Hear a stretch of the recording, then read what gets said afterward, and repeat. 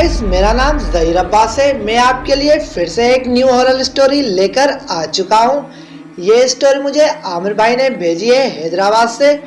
वो बताते हैं कि सर ये मेरी एक रियल स्टोरी है जिसको सुनने के बाद आपको रात को अकेले निकलने से बहुत ज्यादा डर लगेगा। वो बताते हैं कि सर मैं एक रिक्शा चलाता हूँ। एक रात मुझे रिक्शा चलाते चलाते बहुत ज्यादा देर हो गई।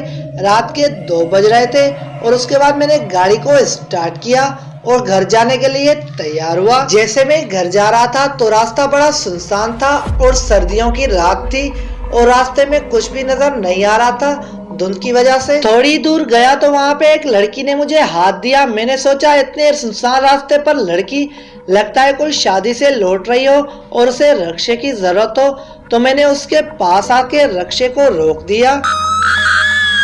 तो मैंने उससे पूछा बेटा कहाँ जाओगी, तो उसने एक रास्ते के बारे में बताया कि वहाँ पर चलो, उसके बाद मैं बताती हूँ कि आपको कहाँ चलना है। वो रास्ता मेरे घर के बीच में ही आता था। इस वजह से मैंने उस बच्ची को रिक्शे में बिठाकर रिक्शे को चलाना शुरू कर दिया। थोड़ी दूर गया तो वहाँ पे मैंने लड़की को आवाज देकर बोला बेटा आपका रास्ता आ गया, अब मुझे कहाँ चलना है। तो पीछे से कोई जवाब नहीं आया। फिर मैंने दोबारा पूछा कि बेटा आपका रास्ता आ गया है, अब मुझे कहाँ चलना है।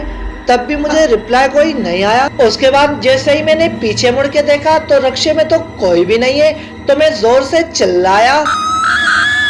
उसके बाद मुझे भी बहुत ज्यादा डर लगने लगा और मैं सोच रहा था, तो मैं गाड़ी इतनी स्पीड से चला रहा था और मैंने कहीं गाड़ी को रोका भी नहीं और स्लो भी नहीं किया। तो ये लड़की गई तो गई कहाँ।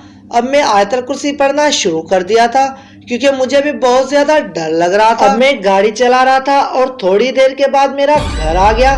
तो मैंने गाड़ी को खड़ा करके किसी को कुछ भी नहीं बताया और घर जाकर सो गया। जैसे ही सुबह हुई मैं उठा और मैंने किसी को कुछ भी नहीं बताया और नाश्ता करके अपनी गाड़ी को साफ करके वहां से लेकर चला गया। जब मुझसे दोस्त बात कर रहे थे मैंने उनको भी नहीं बताया और ऐसे गाड़ी चलाते चलाते फिर से मुझे रात को बहुत ज्यादा देर हो गई और वही 1:30-2 बज रहे थे। फिर से मैं उसी रास्ते से जा रहा था और वैसे ही बिल्कुल सुनसान रास्ता था और बड़ी धुंध थी और सर्दी की वजह से कुछ नजर भी नहीं आ रहा था। थोड़ी आगे जाकर फिर से मुझे 2 लड़कियों ने हाथ दिया तो मैं वहीं पे रुक गया और उसके बाद मैंने क्या देखा कि ये वही लड़की है जिसको मैंने कल अपने गाड़ी में बिठाया था और वो गुम हो गई थी और उसके साथ एक और लड़की है। तो मैंने उस लड़की से बोला कि बेटा कल आप मेरे रिक्शे में बैठी थी और मैं आपको ले गया, पता नहीं आप रिक्शे से कहाँ गायब हो गई। तो लड़की ने जवाब दिया अंकल मैं तो कभी आपके रिक्शे में बैठी ही नहीं और मैं आपको पहली बार देख रही हूँ। तो मैं उसकी बात सुनकर बहुत ज्यादा हैरान हो गया कि ये ऐसे कैसे बोल रही है। उसके बाद मैंने उनको जगह के बारे में पूछा और उन्हें बताया और मैंने रिक्शे में बिठाकर वहां से रिक्शा स्टार्ट करके चलाने लगा। अब वो आपस में दोनों बातें कर रही थी। मुझे पता नहीं क्या हो गया, मैं चलता ही जा रहा था। इतने में मुझे किसी दोस्त ने आवाज दी पर मुझे कुछ पता ही नहीं चल रहा था कि कौन आवाज दे रहा है। मैं बहुत दूर निकल चुका था।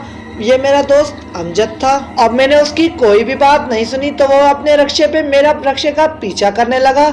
पीछा करते करते बहुत दूर आ गए।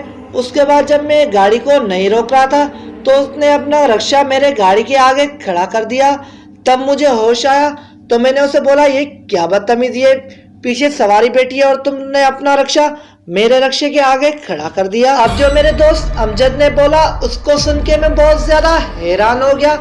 अमजद ने बोला कौन सी सवारी, कहाँ है सवारी, तुम्हारा रिक्शा तो बिल्कुल खाली है। तो मैंने जैसे पीछे मुड़ के देखा तो रिक्शे में तो कोई भी नहीं था। तो मैं भी बहुत ज्यादा हैरान हो गया। मेरे दोस्त ने बोला अगर थोड़ा आगे जाते तो तुम नीचे खाई में जाकर गिर जाते, तुम ये क्या कर रहे थे। मुझे कुछ भी पता नहीं चल रहा था कि मैं कहाँ जा रहा हूँ। उसके बाद मैं और मेरा दोस्त उतरकर अंदर रिक्शे में देखने लगे तो वहां पे हमें 4 पाँव नजर आए, वो भी उल्टे, जिसको देखकर हम बहुत ज्यादा डर गए।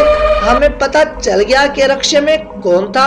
उसके बाद मेरे दोस्त ने मुझे घर पे छोड़ा तो मुझे रात को बहुत तेज ज्यादा बुखार हो गया और मैं जैसे तैसे करके सो गया और सुबह हुई। सुबह को भी मुझे बहुत तेज ज्यादा बुखार था तो घर वाले मुझे एक बाबा के पास लेकर गए तो बाबा ने मुझे एक तावीज दिया और उसने बताया कि रात को तुमने कोई ऐसी चीज देखी है जिसकी वजह से तुम्हारे दिल में डर बैठ गया है।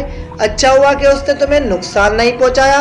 अब उसने तावीज दिया। आहिस्ता आहिस्ता मेरी तबीयत ठीक होना स्टार्ट हो गई। फिर से मैं रिक्शा चलाने लगा। जैसे मैंने अपने दोस्तों से पूछा तो उन्होंने बताया इस रोड पे ऐसी चीजें दिखती रहती है। उसके बाद मैं उस रास्ते पे जाना ही बंद कर दिया।